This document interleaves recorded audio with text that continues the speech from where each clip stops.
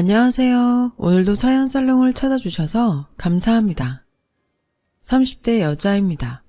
뿌린 대로 걷는다는 말이 있죠. 저는 이번에 이 말을 절실히 느꼈던 사람 중에 한 명이에요. 그래서 이곳에 제 이야기를 들려드리고 싶어 사연을 써봅니다. 저는 어릴 때부터 몸이 약했어요. 선천적으로 심장이 약하게 태어난 아이여서 죽을 고비도 여럿 넘기고 저희 부모님은 저 하나를 지키기 위해 할 수 있는 노력을 하느라 거의 일상생활을 하지 못할 정도였다고 들었어요. 그러다 제가 9살, 이젠 정말 끝인가 했을 때 기적처럼 심장 공여자가 나타났고 심장 이식을 받아 지금까지 살 수 있었어요. 법적으로 공여자의 정보를 알 수는 없었지만 당시 제 또래 아이라는 것은 짐작할 수 있었고 저와 우리 가족은 모두 제 안에서 뛰고 있는 심장의 주인인 아이 몫까지 열심히 살자고 다짐하며 매사 최선을 다해 살았어요. 그래서 저는 공부를 열심히 했고 아빠는 다니던 회사에서 나와 사업을 열심히 하셨죠. 엄마는 저와 아빠의 뒷바라지를 열심히 해주셨어요. 그렇게 행복하던 어느 날 제가 고등학교 2학년 때 엄마는 교통사고로 하늘나라로 가시게 되었어요. 셋이 살다가 둘이 된 현실은 너무나도 허전하고 슬펐지만 아빠는 어린 저를 위해 슬퍼도 참고 힘들어도 참으며 회사를 키워가셨어요. 저 역시 계속 엄마를 그리워하면 아빠가 슬퍼하실 것 같아 애써 밝은 척을 하며 살았고요. 아빠는 원래 그렇게 표현을 많이 한다거나 다정한 성격은 아니었는데 아빠 혼자 엄마의 자리까지 채우려 노력하다 보니 성격도 다정다감하게 바뀌시더라고요. 자기가 신경 쓰지 않으면 제가 엄마가 없다는 것이 티가 날까봐 그렇게 세심하게 저를 챙겼어요. 서로 상처와 노력을 알고 있는 저와 아빠는 다른 부녀지간보다도 더 애틋했고 서로가 서로를 측은해하며 좋은 얘기는 과장되게 많이, 나쁜 얘기는 꼭 하지 않아도 되는 건 알아서 하지 않을 정도로 서로를 배려했었죠. 그렇게 저는 25살에 처음으로 직장인이 되었습니다. 어른이 된 저에게 아빠는 술 한 잔을 사주시면서 이렇게 말씀하셨어요. 우리 딸이 사회인이라니 이제는 정말 다 큰 것 같네. 아빠, 20살 지난 지가 언젠데 나는 진작에 다 컸어. 아빠 눈엔 그냥 다 애지. 어떻게든 아빠한테 용돈 받으려고 애교 부리던 애. 근데 이젠 월급 받으니까 아빠한테 애교도 안 부리면 서운해서 어쩌냐? 무슨 그런 걱정을 해. 난 앞으로도 계속 아빠한테 애교 부려서 용돈 탈 거니까. 그런 걱정은 넣어두세요. 신입사원 월급이 얼마나 짠데. 이래서 딸 자식은 다 도둑이라고 하나 보다.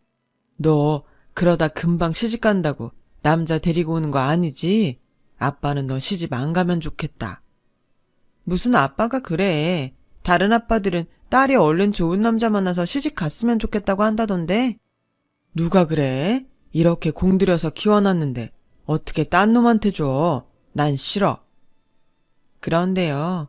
제가 직장 생활한 지 5년이 지나도록 남자친구 있다는 소리를 하지 않자 아빠는 언제 그랬냐는 듯 이렇게 말을 바꾸셨어요. 세상 남자 새끼들이 죄다 눈에 띄었지. 어떻게 내 딸을 못 알아봐. 언제는 시집가지 말라며. 그거야 그때는. 아무튼 너 정말 없어? 아빠가 한번 알아봐. 싫어. 아빠가 골라주는 남자랑 결혼하라고? 그게 싫으면 빨리 좀 데려와 보던가. 아빠는 자기가 그렇게 말하면서도 민망한지 말끝을 흐리셨어요. 사실 저는 만난 지 얼마 되지는 않았지만 남자친구가 있었고 타이밍 봐서 소개를 하려고 했는데 아빠가 저렇게 말하니 지금이 기회다 싶었어요. 그래서 아빠의 말이 있고 며칠 후 슬쩍 만나는 사람이 있다고 이야기를 하니 그럼 얼른 자기한테 소개를 해야지 뭘 뜸을 들이냐며 재촉을 하시더군요. 그렇게 남자친구는 저희 아빠를 만나게 되었어요. 솔직히 조건이라는 것으로 판단했을 때 그리 좋은 조건의 사람은 아니었어요. 평범한 직장인에 저보다 연봉도 적었거든요. 하지만 저와 성격도 잘 맞고 무엇보다 저희 아빠처럼 다정다감하고 언제나 저를 우선시하는 그 마음이 너무 좋았는데 남자친구는 자신이 내세울 조건이 하나도 없다면서 아빠를 만나러 가는 내내 긴장을 엄청 했어요. 걱정하지 마. 우리 아빠는 사람을 보지 조건을 보지 않아. 이건 내가 장담해. 그래도 그게 쉬운 일은 아니잖아. 아버지도 말씀은 그렇게 하셔도 좋은 조건의 남자를 만났으면 하시겠지. 그렇게 남자친구는 걱정을 한가득하고 아빠와 첫 대면을 했고 아빠는 남자친구와 인사를 나누었어요. 기본적인 것들을 물으시며 저에게 어떻게 대하는지 눈여겨보시더라고요. 그리고 물수건부터 물잔까지 저를 살뜰히 챙기는 모습을 보시더니 혼자 흐뭇하게 웃으시더라고요.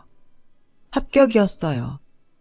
나는 다른 건 됐고 우리 딸 내가 사랑했듯 자네가 많이 사랑해주면 나는 무조건 좋네. 사랑이 밥 먹여주냐고 하지만 사랑이 없으면 아무리 돈이 많고 능력이 훌륭해도 다 의미가 없어. 난 물질적으로 풍족하기보다 마음이 풍족한 사람이 내 사위가 됐으면 좋겠네. 우리 딸이 이렇게 좋아하고 자네가 또 우리 딸을 살뜰히 챙기니 나는 자네가 무조건 좋아. 저희 아빠는 제가 장담했듯 남자친구의 성격과 됨됨이를 높게 평가하셨죠. 저희는 그렇게 1년을 더 만나다 드디어 결혼을 하기 위해 남자친구의 집에 인사를 가게 되었어요. 남자친구의 집은 시골에서 작은 하우스 농사를 짓고 계셨어요.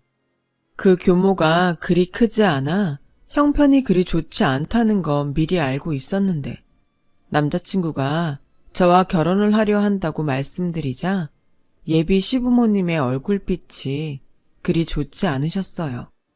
니들이 알아서 할 수 있으면 모를까? 우리는 신혼집 하나 장만해줄 돈이 없다. 올해도 하우스가 잘 되지 않아서 손해를 보게 생겼거든. 예비 시어머니는 결혼이란 말에 구구절절 사정을 이야기하셨고 저희는 저희끼리 작게 시작하면 되니 걱정하지 말라고 말씀드리니 금세 예비 시부모님 두 분의 얼굴이 활짝 피셨어요. 저 역시 아빠처럼 시댁이 꼭 잘 살아서 누구처럼 아파트 한 채는 사줘야 한다는 생각은 애당초 없었고 그저 인품만 좋으시면 된다고 생각했기에 그때는 시댁이 잘 살지 못한다는 것이 크게 걸림돌이 되지 않았어요. 그리고 드디어 본격적으로 결혼 준비에 들어간 저희들은 거의 매일 신혼집으로 사용할 월세집과 전셋집을 알아보게 되었어요.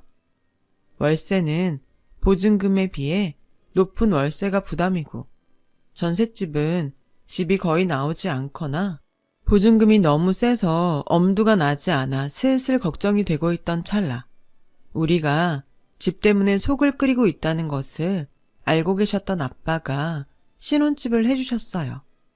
아빠, 이렇게까지 도움받으려고 한 건 아니었는데. 알아. 그래서 해주는 거야.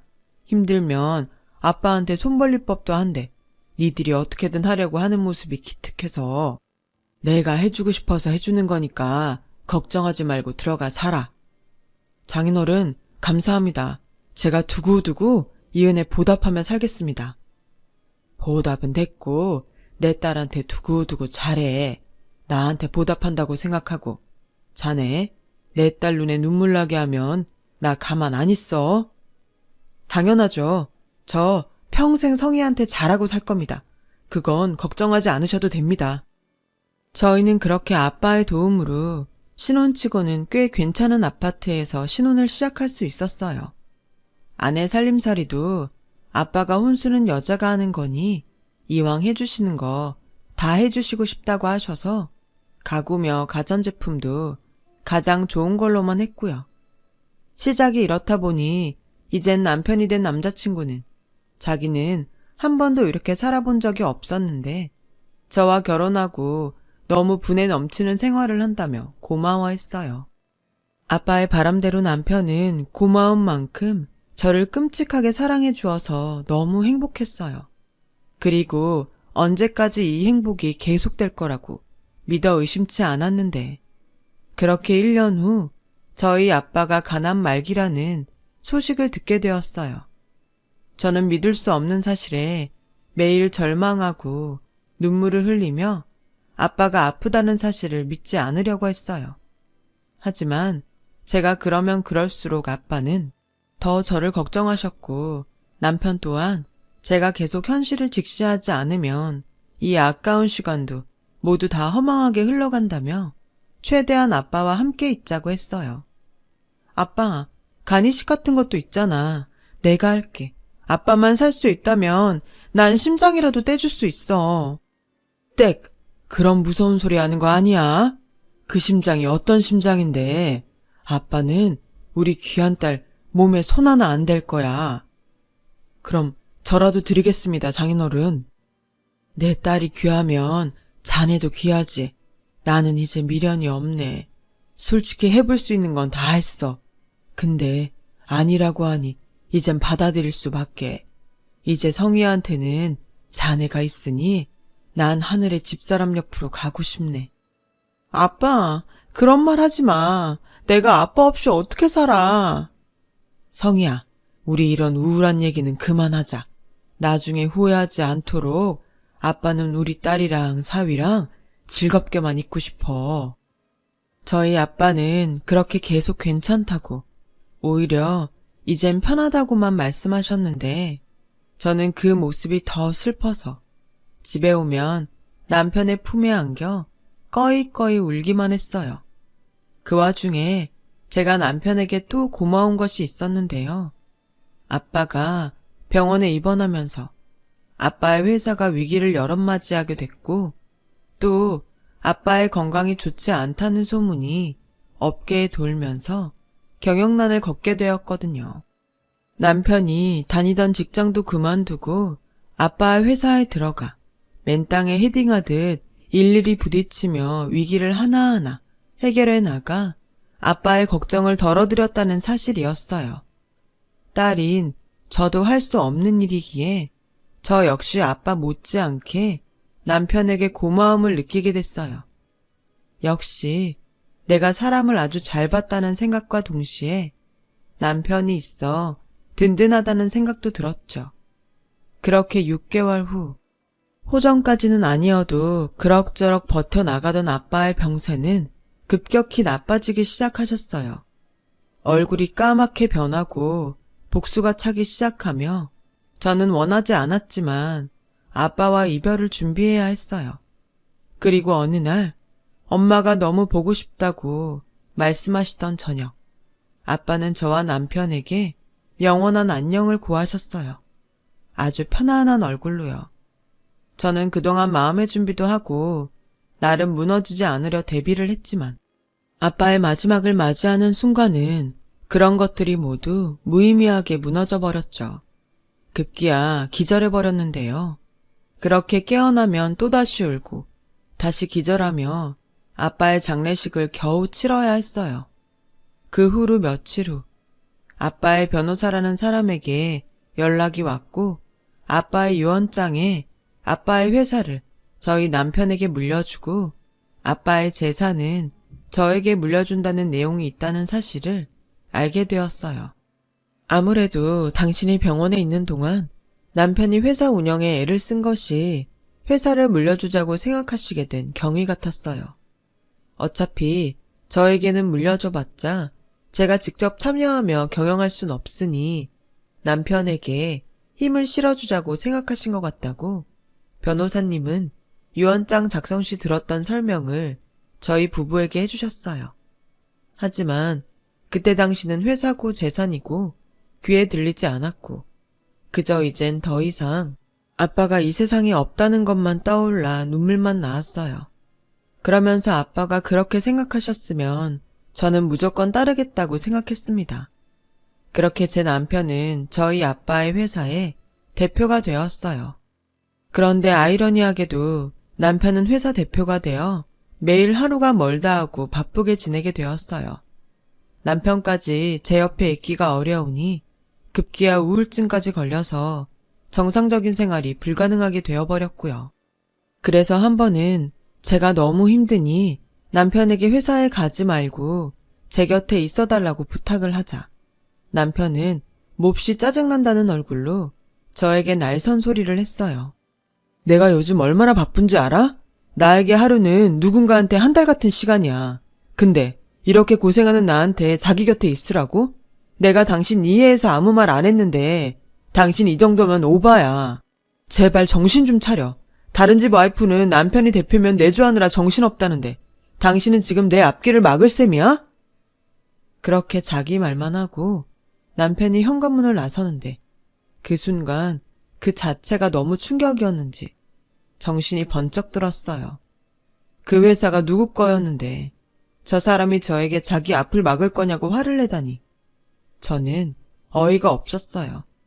하지만 이내 평상시 자상하고 좋은 사람이기에 그래 자기도 지금 회사 운영하느라 정신이 없어서 그런가 보지. 그렇게까지 얘기한 거 아마 지금은 후회하고 있을 거야. 라고 생각하며 스스로 합리화했어요. 그 일을 시작으로 남편은 다른 사람이 되었어요. 자기 주말에는 쉬지. 우리 모처럼 교회로 나갔다 올까? 한가한 소리 하네. 당신은 회사 운영하는 게 쉬는 날이 있을 것 같아? 모르면 가만히나 있어. 가뜩이나 정신없어 죽겠는데 왜 당신까지 나한테 스트레스를 주니? 회사 사람들도 나한테 장인이 꽂아준 낙하산이라고 얼마나 뒷말하는지 알아? 난 그런 편견 속에서 어떻게든 회사 키워보겠다고 애를 쓰는 사람이라고. 내가 이러니 퇴근하고 집에 오기가 싫다. 제가 그런 걸 모르나요? 그래도 저는 남편 머리도 식히고 다시금 잘 지내보려고 했던 말이었거든요. 되려 남편이 그런 소리를 듣고 이 사람이 정말 내 남편이 맞는지 의심스러웠어요. 연애할 때도 결혼하고 나서도 그렇게 제가 우선이었던 사람이었는데 회사 대표가 되고 나서부터 걸핏하면 저에게 짜증을 내고 화를 내는 사람이 되어버렸죠. 그 후 남편과 저는 심리적으로 거리가 생겼어요. 하지만 남편은 아랑곳하지 않고 오히려 제가 말을 하지 않자 편하다는 듯 저에게 아무 말도 걸지 않더라고요. 늦은 퇴근에 그저 집에만 오면 업무인지 뭔지 모르지만 핸드폰만 붙들고 새벽까지 있다가 그대로 소파에서 잠드는 일이 부지기수였어요. 상황은 계속 이렇게 좋아질 기미가 보이지 않고 저는 참는 것에 이제는 한계를 느껴 그날은 아주 작정을 하고 남편을 기다렸어요. 싸움이라도 걸어서 남편의 속내를 알아보려고 했거든요. 그리고 남편이 12시가 되어갈 즈음 집으로 돌아와 또 핸드폰만 붙들고 있길래 저는 기다렸다는 듯 남편에게 쏘아붙였어요. 당신 요즘 진짜 이상해. 맨날 늦고 핸드폰만 보고 혹시 나 몰래 바람 피우니? 당신 말대로 내가 아빠 돌아가시고 우울증 걸리고 당신 힘든데 100번 이해 못했다고 치자. 근데 당신 변해도 너무 변한 거 아니니? 분명 이유가 있을 거잖아. 나 오늘은 그 이유를 알아야겠어. 한가해? 심심하냐? 이 시간에 사람이 퇴근하고 왔으면 나를 좀 안쓰럽게 봐줄 수 없어? 힘들게 일하고 온 사람한테 시비 걸고 싶냐고. 이유? 네가 지금 이러는 게 이유다. 사람 얼마나 질게 하는 줄 알아? 언제까지 나한테 대접받을 건데? 넌 공주고 난 뭐 머슴이냐? 계속 이럴 거면 차라리 이혼해. 진짜 사람 짜증나게 굴어. 이쯤이면 제가 알던 예전이 거짓인지 지금이 거짓인지 저는 분간이 되지 않았어요. 이젠 아빠도 없는데 남편까지 이혼하자고 하니까 정말 세상에 의지할 곳이 하나도 없더라고요. 저 혼자 떨어져 나온 기분에 망연자실하고 있는데 남편은 분이 풀리지 않았다는 듯 곧 넘지 말아야 할 선을 넘겨버렸어요. 아, 이유라고 하니까 너한테 이 말은 꼭 해야 할 것 같다. 자기는 나한테 사정고지 다 했으니 괜찮다고 생각하는 모양인데 당신 애 못 갖는 거 나한테 그리고 우리 집에 안 미안하냐? 나도 남잔데 당연히 내 자식 갖고 싶지. 너만 속 편하면 다야? 뭐라고? 내가 결혼 전에 당신한테 이미 말했잖아. 나도 애 갖고 싶어. 그래서 결혼하기 전에 산부인과도 계속 다녔다고. 근데 안 되는 걸 나라고 어떡해? 그래서 내가 미리 말했잖아. 당신이 괜찮다고 해서 결혼한 거고 그때는 다 괜찮다고. 나만 있으면 된다고 하더니 이젠 자기 자식이 갖고 싶어? 그래, 갖고 싶어. 나도 나이를 먹으니까 점점 내 애가 갖고 싶어. 솔직히 장인어른도 당신 애 못 낳으니까 집이면 혼수 다 해주신 거잖아, 미안해서. 근데 이게 물질적으로 해결이 돼? 난 당신의 그런 뻔뻔함에 질려서 이혼하고 싶은 거야. 이제 궁금증이 좀 풀려? 그리고 우리 부모님도 애 못 낳는 너랑 빨리 헤어졌으면 좋겠대. 너만 보면 조상님 볼 면목 없고 너 얼굴도 보기 싫대. 남편을 일방적으로 그렇게 쏟아내고 다시 집을 나갔어요. 저는 남편이 나간 현관문만 멍하니 쳐다보며 이젠 더 이상 남편과 잘 지낼 순 없겠다는 생각이 큰 파도처럼 저를 덮쳐오는 것 같았죠. 그리고 얼마 시간이 지나지 않아 저는 한 가지 충격적인 사실을 알게 되었어요. 평소 애 때문에 저에 대한 감정이 좋지 않아 그날 남편은 우발적으로 이혼 이야기를 꺼냈다고 생각했는데 남편은 그 일이 있기 훨씬 전부터 저와의 이혼을 생각하고 준비하고 있었더군요. 제가 남편과 이혼을 하려 아빠의 변호사님을 찾아갔을 때 변호사님은 저에게 합의 이혼을 하는 게 아니었냐며 되려 놀란 얼굴로 저에게 반문하셨어요. 황당하고 어이가 없어서 그 인간이 그렇게 말했냐고 저도 모르게 화를 냈죠. 그 길로 연락을 받고 온 남편과 저는 변호사 사무실에서 한바탕 싸움을 벌여야 했어요. 합의 이혼? 내가 언제 합의했는데? 어제 내가 왜 이혼하고 싶은지 말 다 했잖아. 당신도 할 말 없어서 아무 소리 안 한 거 아니야? 그럼 합의된 거잖아. 무슨 문제 있어? 나 그 집이랑 위자료 당신이 달라는 대로 다 줄 테니까 제발 이혼하자. 그래? 원하는 만큼 다 준다고? 그럼 우리 아빠 회사 다시 내놔. 참, 말은 바로 하자. 이제 내 회사야. 당신 아버지가 하던 거래처들 이제 하나도 남지 않았고 이젠 완전히 내 사람들로 굴러가는 내 회사라고. 근데 이걸 당신한테 주면 그냥 망하자는 거지? 오죽하면 당신 아버지가 나한테 물려줬겠어. 능력 없는 자기 딸한테 줘봤자 망할 거라는 걸 아셨던 거지. 그냥 돈이나 챙겨. 우리 제발 좋게 좋게 끝내자. 솔직히 이거 소송으로 가면 내가 당신한테 받을 게 더 많아. 그동안 당신이 나한테 어떤 대접을 받고 살았냐? 당신은 유책 배우자야. 그동안 저한테 자발적으로 잘해줘 놓고 마치 제가 자기를 일방적으로 부려먹었다는 듯 남편은 궤변을 늘어놓았고 악에 바친 저는 이기든 지든 이 싸움을 끝까지 하고 싶었는데 변호사님은 지금으로는 제가 불리한 것 같다며 원하는 만큼 돈을 챙겨 그냥 이혼하고 훗날을 생각하자고 저를 설득하셨어요. 저는 하루아침에 이혼하게 된 현실 앞에 모든 것이 받아들이기 힘들고 하지 말아야 할 생각까지 하던 어느 날 우연히 동네의 한 애견센터에서 파양되었다는 사연을 가진 강아지를 보게 되었어요. 새끼 때는 그렇게 예쁘다고 데려가 놓고 이젠 덩치도 커지고 불편해지니까 이사 간다고 여기 앞에 버리고 간 거 있죠? 사람이 진짜 못됐어요. 에휴, 얘가 뭘 잘못했다고. 불쌍해라. 이젠 컸다고 분양도 안 될 텐데 걱정이네요. 무료 분양한다고 하면 별 이상한 사람들이 꼬일 것 같은데 얘를 어쩌면 좋나. 저는 그때 뭐에 홀린 듯 그 강아지를 분양해왔어요. 사장님 말대로 무료 분양이면 이 아이 신세가 초라한 것 같아서 100만 원을 주고 데리고 왔죠. 어쩌면 전 그때 파양된 강아지와 제가 똑같은 처지인 것만 같았는지도 몰라요. 그래서 처음 길러보는 강아지였는데 뭐든 제일 좋은 걸로 해주고 싶었고, 강아지는 행복이라는 이름으로 저의 반려견이 되었어요.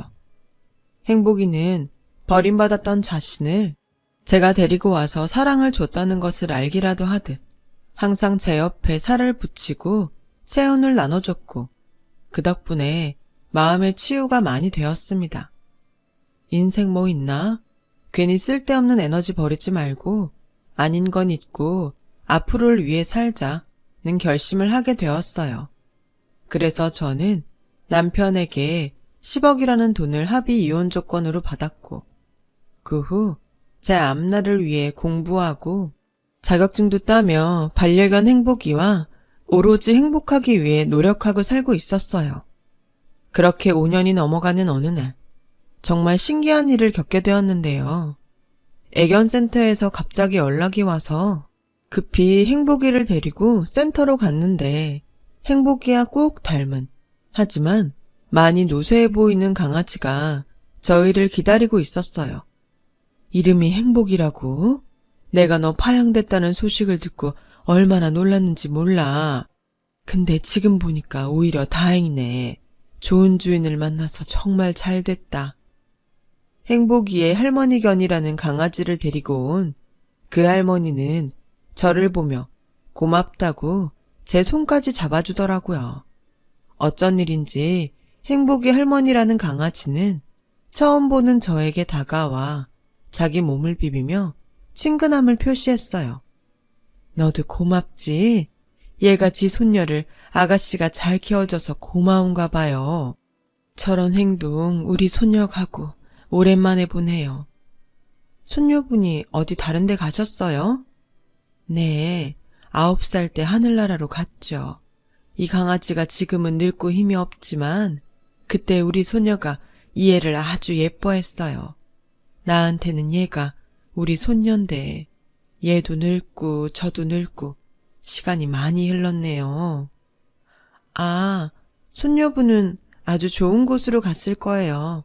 저도 부모님이 모두 손녀분이랑 같은 곳에 갔거든요. 근데 아주 좋은 곳에 간 것 같은 기분이 들어요. 나도 그래요.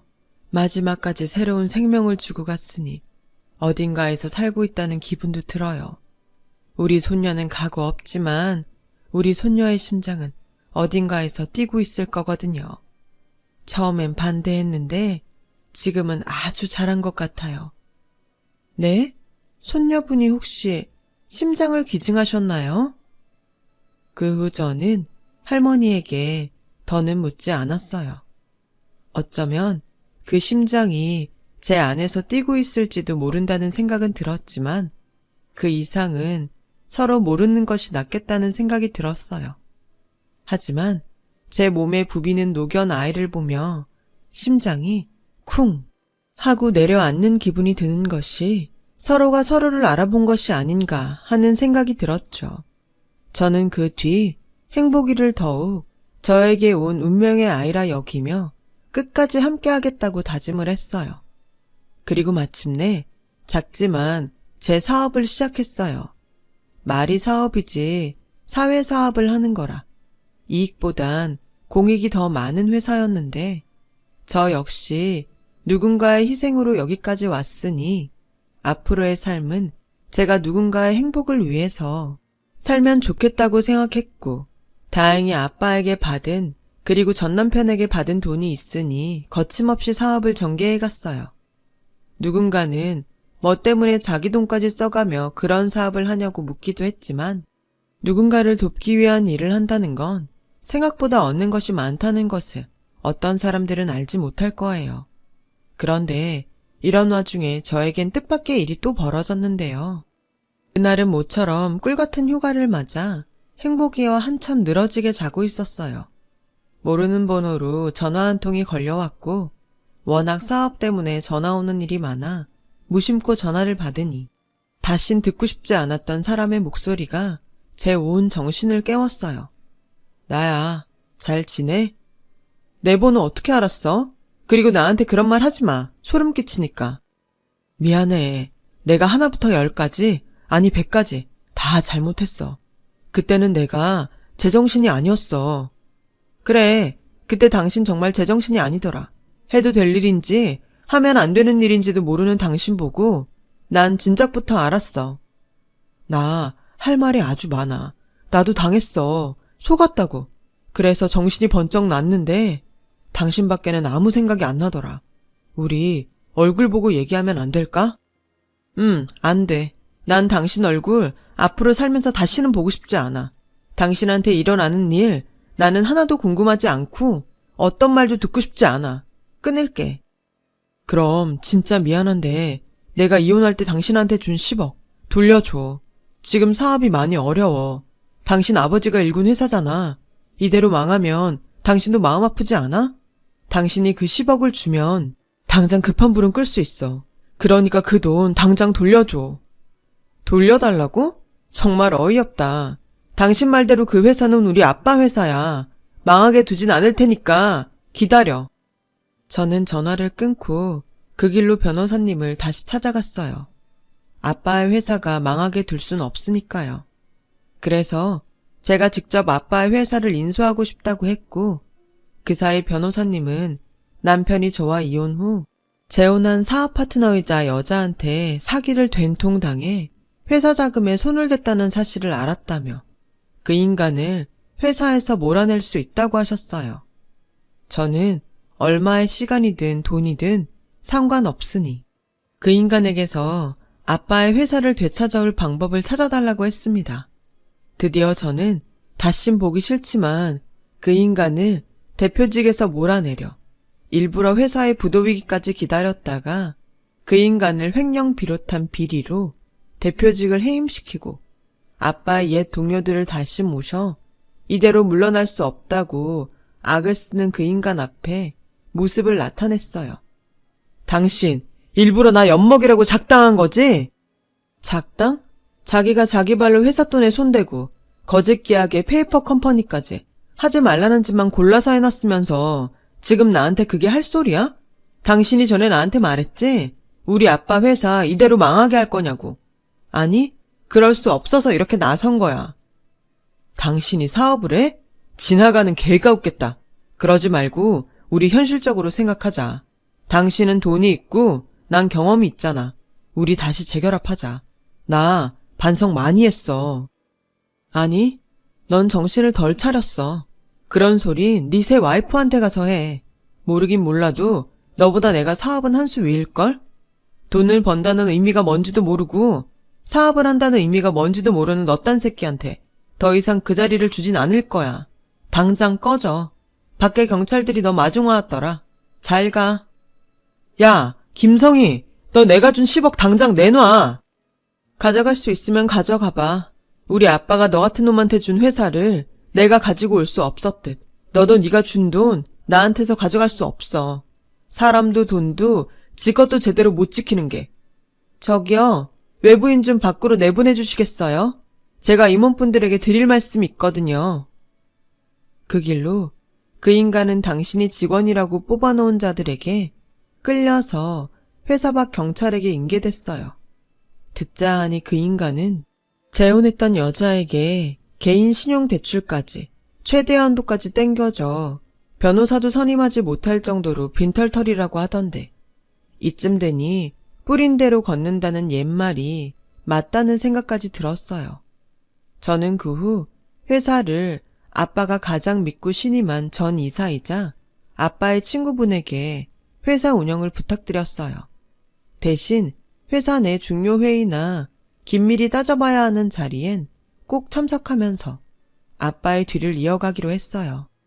그리고 지금까지 아주 잘 성장하고 있고요. 그래서 요즘은 제가 하던 사회사업도 있고 아빠의 회사 일도 있어서 전에 없이 너무 바쁜 나날을 보내고 있어요.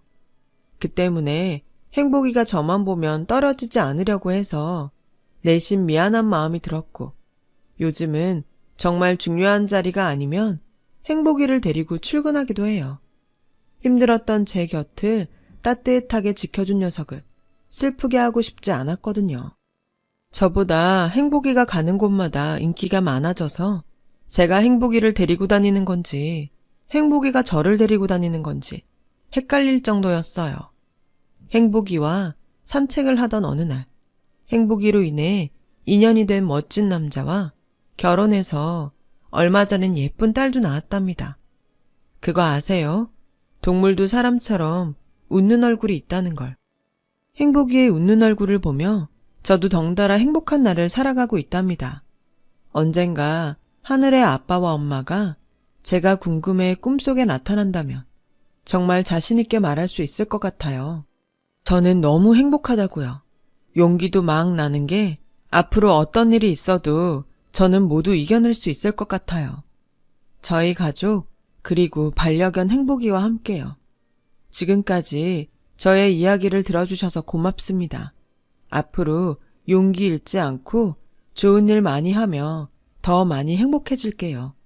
여러분도 좋은 일을 나눌 수 있는 행복한 삶이 되시길 기도하겠습니다.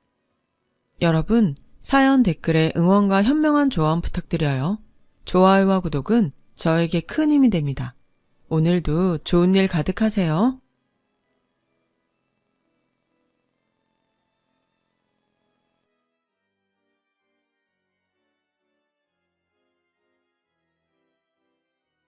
안녕하세요. 오늘도 사연살롱을 찾아주셔서 감사합니다. 저는 40대 중반 여성이에요. 다른 분들의 사연을 듣다 보니 제 얘기도 하고 싶어서 사연을 보내봅니다. 저는 어릴 때 아버지가 사업을 하셔서 부유하게 자랐지만 엄마가 병으로 일찍 돌아가셔서 많이 외로웠어요. 아빠는 그런 제게 취미를 붙여주기 위해서 바이올린을 가르치셨고 저는 그 악기의 매력에 빠져서 열심히 했어요. 바이올린 선생님은 단순히 취미로만 하기에는 제 실력이 아깝다고 했고 아빠는 그럼 전공으로 해보자고 하셨고요. 저는 정말 중학교 때까지 바이올린 외에 다른 건 생각도 안 하고 파고들었죠. 하지만 고등학교 1학년 때 아빠 사업이 어려워졌고 결국은 회사를 다른 사람에게 넘겨야 했어요. 집안 형편이 어려워지니 바이올린 레슨을 받으러 다니기도 힘들었어요. 앞으로 들어갈 레슨비에다가 유학이나 음악 캠프 비용 같은 걸 생각해 보니 아무래도 음악을 관둬야 할 것 같더라고요. 아빠, 나 생각해 보니까 음악에 별로 소질이 없는 것 같아. 유명한 연주자가 못 되면 요즘 같은 시대에는 취직도 어려울 거야. 그냥 인문계로 바꿔서 공부 열심히 할게. 그래도 그동안 공부해 놓은 게 있으니까 괜찮을 거야. 더 늦기 전에 얼른 바꾸는 게 좋을 것 같아. 라고 하자 아빠는 제 마음을 알고 미안하다. 아빠 사업만 그렇게 안 됐어도 너 계속 음악 시키는 건데. 그래도 너 공부하는데 다른 일 신경 쓰지 않아도 되게 아빠가 열심히 할게. 라며 제 손을 잡으셨어요. 아빠는 친구분 회사에서 밤낮 없이 일하시며 제 뒷바라지를 하셨고 저도 그동안 못했던 공부를 보충하기 위해 이를 악물고 공부했어요. 그렇게 해서 저는 서울의 한 여대에 들어갈 수 있었죠. 4년 내내 장학금을 놓치지 않고 받았어요. 다른 애들처럼 어학연수나 인턴십을 할 수 없었기 때문에 학교 성적과 토익 점수 같은 거라도 잘 해야 된다고 생각했거든요. 그래도 저처럼 스펙이 딸리는 사람은 취직이 쉽지 않았어요. 정말 수없이 많은 곳에 이력서를 넣었고 계속 떨어졌죠. 어떤 때는 절망적인 마음도 들었지만 포기하지 않고 계속 이력서를 냈고 저는 드디어 한 금융회사의 사장 비서로 취직하게 되었어요. 하지만 기쁨도 잠시였고 아빠가 그동안 앓던 지병이 악화돼서 갑자기 돌아가셨어요. 항상 무리해서 일을 하느라 몸을 돌보지 못하셨던 게 컸어요. 저라도 잘 보살펴 드렸어야 했는데 저도 먹고 살겠다고 정신없이 뛰느라 미처 아빠 건강을 챙겨드리지 못했던 거죠. 납골당해서 아빠의 유골함을 보며 후회의 눈물을 흘렸어요. 아빠, 정말 미안해. 돈 잘 벌어서 호강시켜 드리려고 했는데 그냥 평소에 더 많이 신경 쓸걸. 정말 미안해. 힘들고 슬펐지만 출근을 해야 했어요. 회사에 들어간 지 얼마 되지 않은 때라서 장례식 때 휴가를 쓰는 것도 괜히 눈치가 보였거든요. 사장님은 꽤나 까다롭고 고집이 센 성격으로 소문이 난 사람이었어요. 그래서 그동안도 비서들이 거의 1년을 채우지 못하고 나갔고, 그나마 오래 했던 사람이 제 전임인데 1년 8개월 일했다고 하더라고요. 저는 너무 긴 시간 끝에 취직한 곳이라 빨리 그만두는 건 생각할 수 없었어요. 정말 사소한 것 하나하나에도 트집을 잡는 사장님 밑에서 어떻게든 참고 살아남자고 매일 다짐했죠. 그렇게 힘든 일상을 견디며 1년여를 살다 보니 인생이 참 허무하더라고요. 젊은 사람이 무슨 그런 말을 하냐는 분들도 계셨지만 취직하자마자 아버지가 돌아가시고 걸핏하면 비서들한테 소리 지르는 사장님을 참으면서 일하려니 에너지가 다 소진된 것 같았거든요. 돈을 벌어도 기분 좋게 써줄 사람도 없고 같이 기뻐해줄 사람도 없다 보니 정말 매사에 흥미를 잃어갔어요. 삶의 의미도 없었고 모든 게 공허해졌죠. 그러다가 우연히 지방 벽지로 의료봉사를 다니는 단체를 알게 됐는데 거기서 의사 간호사가 아니어도 같이 일을 도와줄 사람을 찾는다고 하더라고요. 저는 남에게 도움이 되는 일이라도 해야 되겠다는 마음에 신청을 했고 다행히 서류 통과가 잘 되어서 한 달에 한 번 주말에 자원봉사를 가게 되었어요. 처음에는 한 달에 한 번이었지만 막상 가보니 정말 일손이 많이 딸리길래 2주에 한 번씩 가기로 했어요. 아프신 분 진료소까지 모셔왔다 모셔가고 진료소 청소도 하고 밥도 했죠. 솔직히 남을 위해 한다기보다 저를 위한 일이었어요. 제 인생에서 보람 있고 의미 있는 일을 찾고 싶었으니까요. 그런 제게 의료 자원봉사 일은 정말 딱 맞았어요.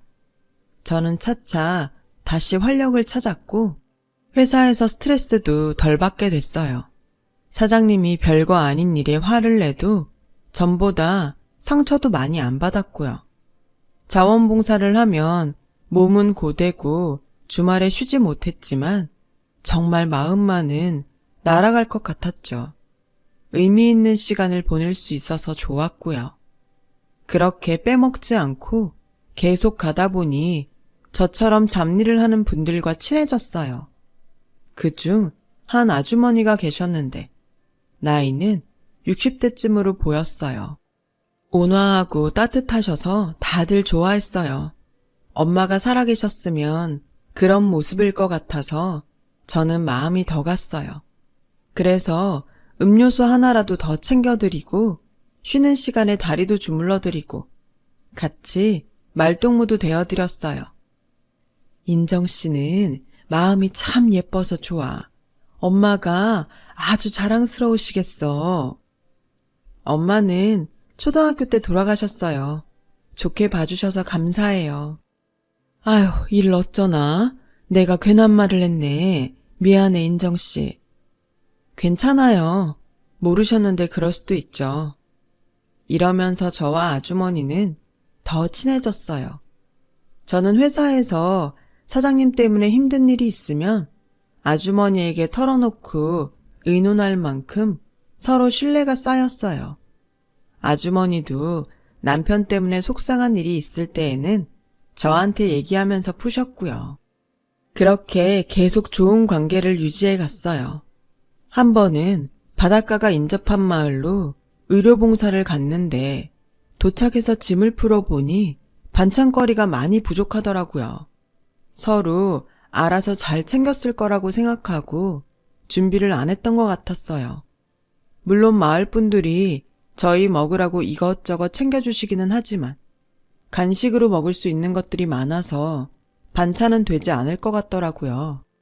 아주머니와 저는 뭐라도 구해보자는 마음에 바닷가로 갔어요. 이 동네에 해녀분들이 많다는 얘기를 들었거든요. 혹시라도 해녀분을 만나면 잡으신 걸 팔아달라고 할 생각이었죠. 하지만 취미로 낚시하는 사람들만 몇 명 있을 뿐 해녀들은 보이지 않았어요. 아주머니는 작은 바위들이 솟은 곳으로 자리를 옮기셨어요. 저는 주변에 야채 가게라도 있는지 알아보려고 낚시꾼들에게 다가가는데 갑자기 풍덩하고 뭐가 빠지는 소리가 들리는 거예요. 순간 아주머니가 떠올랐고 저는 잽싸게 바위들이 솟은 곳으로 달려갔어요. 바위들은 너무 험하게 나와 있어서 그 위를 건너가는데 시간이 걸렸어요. 겨우 반대편으로 갔더니 그새 어느 해녀분이 아주머니를 건져 놓으셨더라고요. 아줌마, 정신 차리세요. 제 목소리 들리세요? 저는 봉사단에서 배운 대로 일단 아주머니에게 인공호흡을 하고 몸을 마사지한 다음에 얼굴을 옆으로 돌렸어요. 혹시라도 물을 토하면 기관지로 들어갈 수 있으니까요. 아주머니는 잠시 후 물을 쿨럭 하고 토하셨고 저는 바로 아주머니를 업었어요. 자원봉사팀이 있는 진료소에 갔더니 다들 놀라서 아주머니를 제 등에서 끌어내렸어요. 의사와 간호사분들이 옷을 갈아입고 응급처치를 하셨죠. 아주머니는 다행히 괜찮을 거라고 하더라고요. 인정씨가 응급처치를 아주 잘했네요. 고생했어요. 간호사분의 말에 저는 좀 쑥스러웠죠. 저는 아주머니가 깰 때까지 옆에 앉아서 계속 팔다리 마사지를 하고 몸에 덮은 타월도 바꿔 덮어주며 간호를 했어요. 1시간 정도 있다가 아주머니는 정신이 돌아왔어요. 아줌마, 정신이 드세요? 큰일 날 뻔하셨어요. 제가 눈물을 글썽이며 말하자 옆에서 진료를 하던 의사가 인정씨가 아주머니 목숨 살렸어요. 인정씨 아니었으면 정말 큰일 나셨을 거예요. 라고 저를 치켜 세워주셨어요. 저는 무안해져서 아니에요. 누구라도 그렇게 했을 거예요. 그렇게 따지면 제대로 된 응급처치법 가르쳐주신 여기 선생님들 덕분이죠. 라고 했더니 아주머니가 제 손을 잡으시더라고요. 고마워 인정씨. 내 생명의 은인이야. 그런 말씀 마세요. 아줌마도 제가 물에 빠졌으면 구하셨을 거잖아요. 그래도 고마운 건 고마운 거지. 아주머니는 계속 고맙다고 하시며 그날 제 손을 놓지 않으셨어요. 그리고 서울로 돌아오는 차 안에서 아주머니는 깜짝 놀랄 이야기를 하셨어요. 인정씨, 내가 실은 여식을 잃었어. 그 아이가 어렸을 때였거든. 참 고운 아이였는데. 그래서 인정씨 보면 내 딸도 잘 컸으면 지금 인정씨만한 나이가 되었겠구나 생각이 절로 들더라고. 인정씨 부모님도 돌아가셨다며? 내가 엄마 해주고 싶은데 어때? 저는 갑자기 눈물이 주르륵 흘렀어요.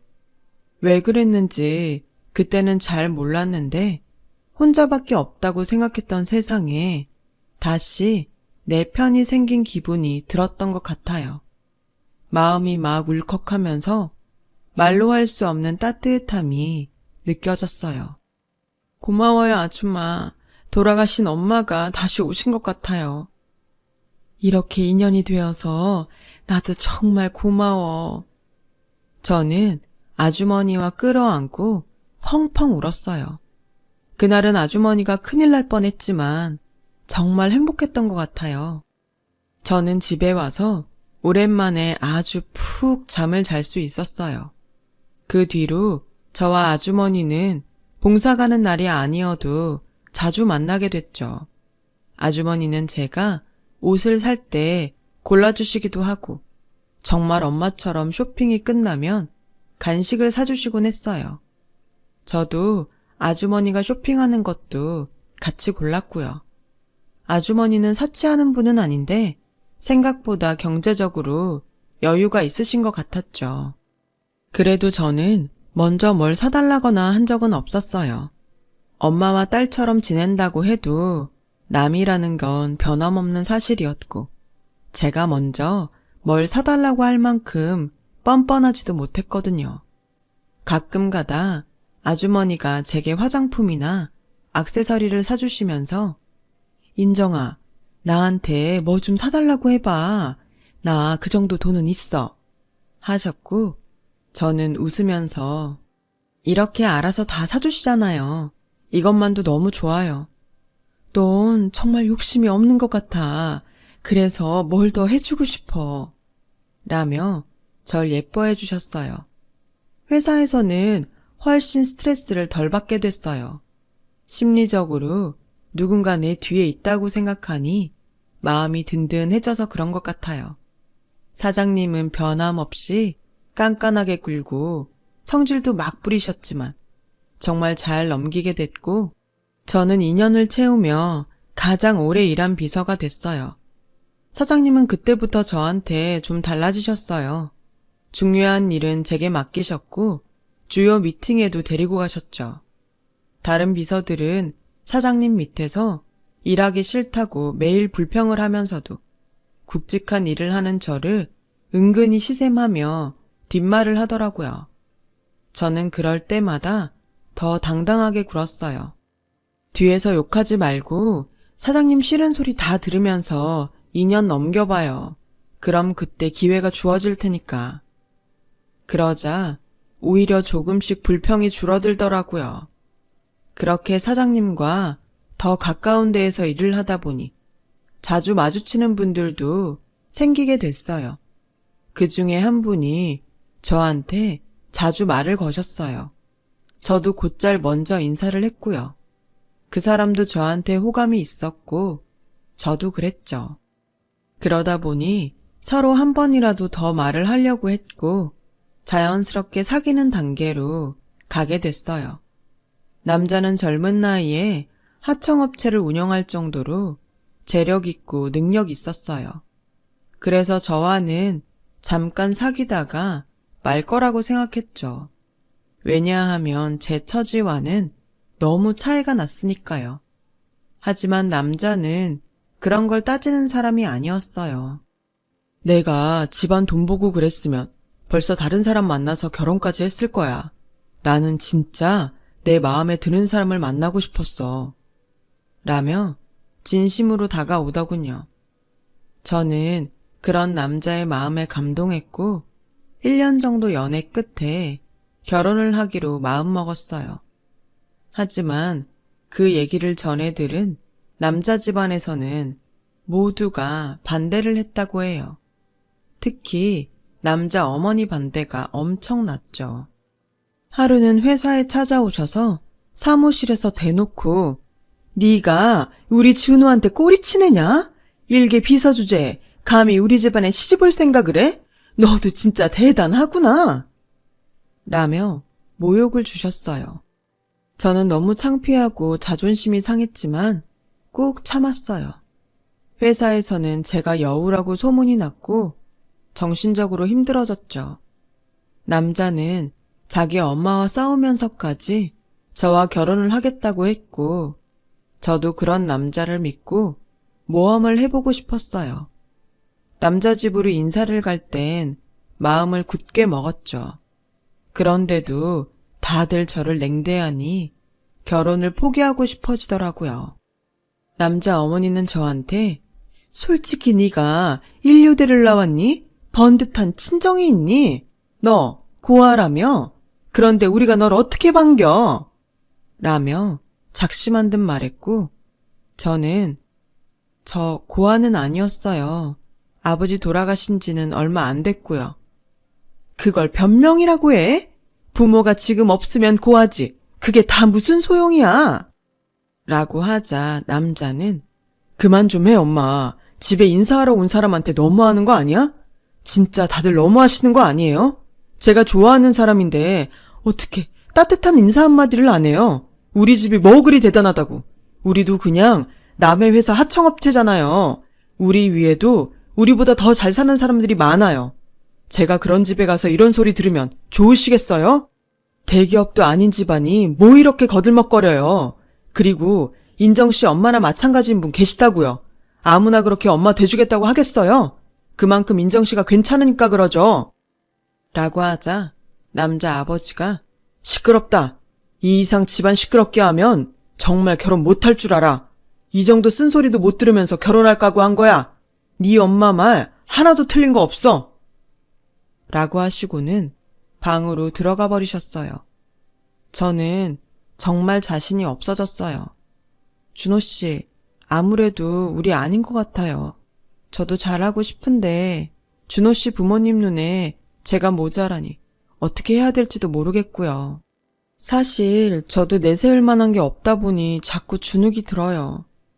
그런 말 하지 마. 우리 둘이 결혼하는 거지 부모님이 대신 살아주는 거 아니잖아.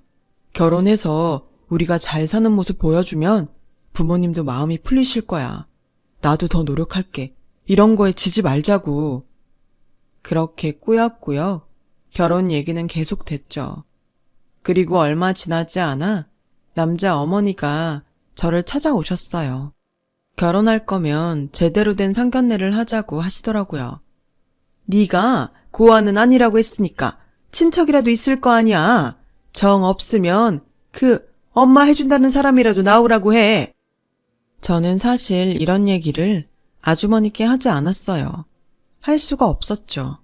아무리 말로 엄마 딸 사이로 지내자고 했어도 결혼이라는 큰 일에 쉽게 엄마 역할을 해달라고 할 용기는 나지 않았거든요.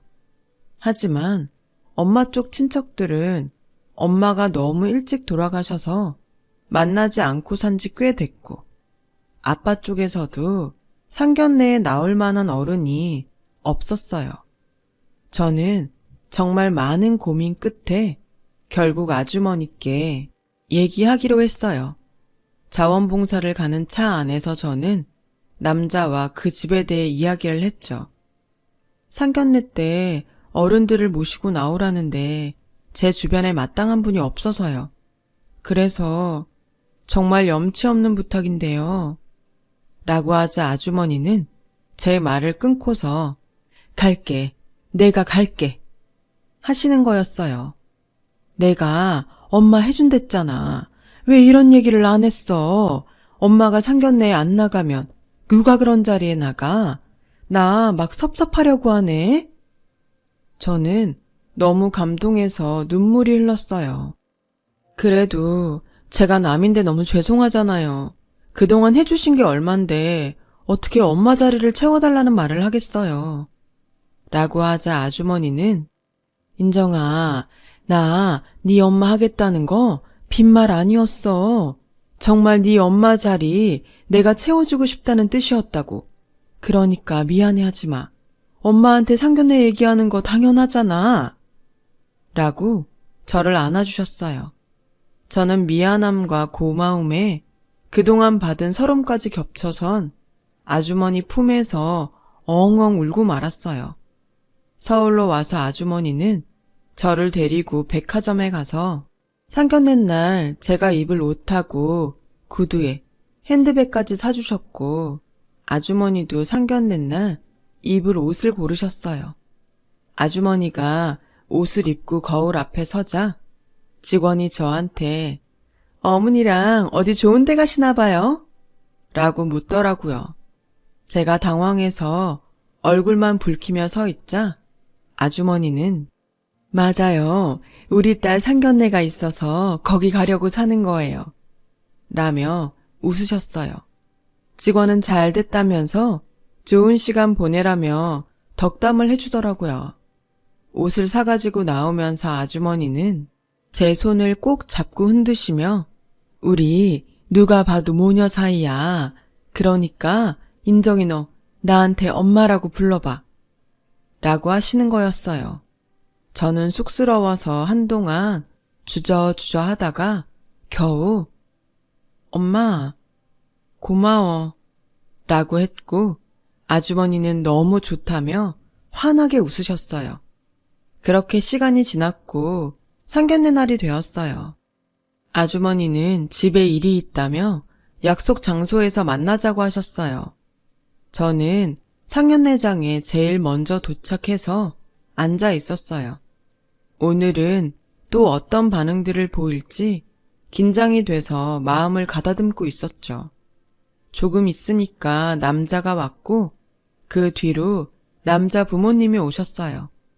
두 분은 제가 혼자 있는 걸 보더니 얼굴이 굳어지셨어요. 남자 어머니는 의심스럽게 저를 보며 오긴 누가 오는 거니? 아니면 지금이라도 말해. 배고픈데 얼른 저녁이나 먹고 들어가게. 라길래 제가 지금 차가 막혀서 조금 늦는다고 문자 왔어요. 잠시만 기다려주세요. 죄송해요. 했더니 남자 아버지는 허기가 진다며 직원한테 반찬이라도 먼저 달라고 하더군요. 남자는 그런 부모님을 못마땅하게 보며 조금만 기다리세요. 그 정도는 참을 수 있잖아요. 라고 했더니 남자 어머니가 너도 좀 정도껏 해. 네가 이러는 거 얘한테 하나도 도움 안 돼. 알아? 라며 앙칼지게 말씀하셨어요. 그래서 제가 먼저 시켜서 드세요. 배고프신데 그냥 계시면 힘드시잖아요. 라고 했더니 남자 어머니는 네가 왜 우리한테 이래라 저래라야? 시켜도 우리가 시키고 배고파도 우리가 알아서 해. 너 이렇게 일일이 나서면 나중에 우리랑 상당히 피곤해진다. 그저 어른들 하는 처분 바라고 가만히 있어야지. 이런 자리에서 어디 함부로 끼어들어? 라고 했고 남자 아버지는 비서일이나 하던 애가 뭘 알겠어. 배운 것도 없고. 라며 물을 마시더군요. 남자가 그런 아버지한테 뭐라고 하려는 걸 제가 옆에서 잡으며 말렸어요. 남자 어머니는 하긴 보고 배운 사람이 없으니 예절도 하나 모르겠네. 너 가정교육을 못 받았으면 공부라도 죽어라고 파서 인류대라도 갔어야 되는 거 아니니? 고작 겨우 대학 나와서 한다는 게 비서나 하다가 이제 와서 팔자 고치려 들어? 하는데 정말 울컥했어요. 그때 아주머니가 나타나셨어요. 듣자 하니 정말 과관이네요. 지금 두 분이 뭐 하시는 겁니까? 라고 하는데 갑자기 남자와 남자 부모님 얼굴이 창백해지더군요. 남자 어머니가 사모님이 여기에 어떻게 오셨어요? 설마... 그래요. 내가 인정이 엄마예요. 박준호 사장도 나 알지? 본 적 있잖아. 라고 하자 남자도 고개를 숙이며 사모님이신 줄 정말 몰랐습니다. 라고 절절 매더라고요. 알고 보니 아주머니는 아주 건실한 중소기업의 회장 사모님이었어요. 그리고 남자네 회사는 90% 정도를 그 회사에 기대고 있는 하청업체였고요. 아주머니가 제 양엄마라는 걸 알자 예비 시어머니는 어쩔 줄 몰라서 안절부절했어요. 사모님, 제가 정말 큰 실례를 했어요. 이를 어째... 제가 댁들 회사 이름 듣고 확인할 것이 있어서 늦었는데 정말 우리 앞에서 난 그러더니 어떻게 자기보다 못하다고 생각하는 사람들한테 이렇게 함부로 해요. 이런 사람들인 줄 진짜 몰랐네요. 라며 화를 내시고 제 손목을 잡으셨어요. 가자 인정아. 너 이런 집에 내가 못 보내. 그리고 박준호 사장, 자네 탓은 아니지만 이렇게까지 무시하는데 여자한테 결혼만 하면 다 해결된다고 고집 부리는 거 아니야. 자네는 원하는 사람하고 결혼만 하면 되지만 여자는 무슨 죄야? 평생 이 사람들 겪으면서 살아야 되는데. 그러자 예비 시부모님은 아주머니 앞에 거의 무릎을 꿇다시피 했어요. 남자 아버지가 제가 정말 몰라봤습니다. 너무 큰 실례를 했네요. 라며 사죄를 했지만 아주머니는 완강하게 저를 끌고 나오셨어요. 그러고 났더니 저도 정신이 번쩍 들었어요.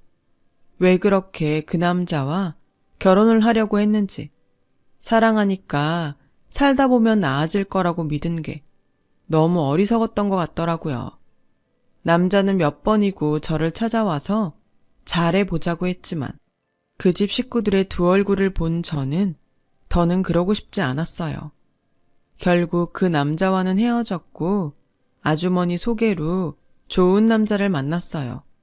IT 벤처기업을 하는 사람인데 아주 믿음직스러웠죠. 저는 그 사람과 반년 정도 사귄 후 결혼을 했어요. 엄마 자리에는 아주머니가 서주셨고요. 저는 결혼식에서 다시 한번 말했어요. 엄마, 고마워. 우리 딸 행복해야 돼? 그렇게 저와 아주머니는 정말 모녀지간처럼 지금까지도 잘 지내고 있답니다.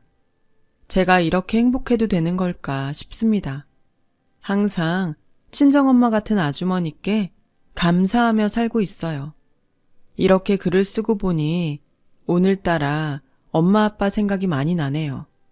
하늘에서도 저를 지켜주고 계신 건 아닐런지요. 제 사연 들어주셔서 다들 감사합니다. 모두들 좋은 인연 만나시길 바랄게요. 행복한 하루 되세요. 여러분, 사연 댓글에 응원과 현명한 조언 부탁드려요. 좋아요와 구독은 저에게 큰 힘이 됩니다. 오늘도 좋은 일 가득하세요.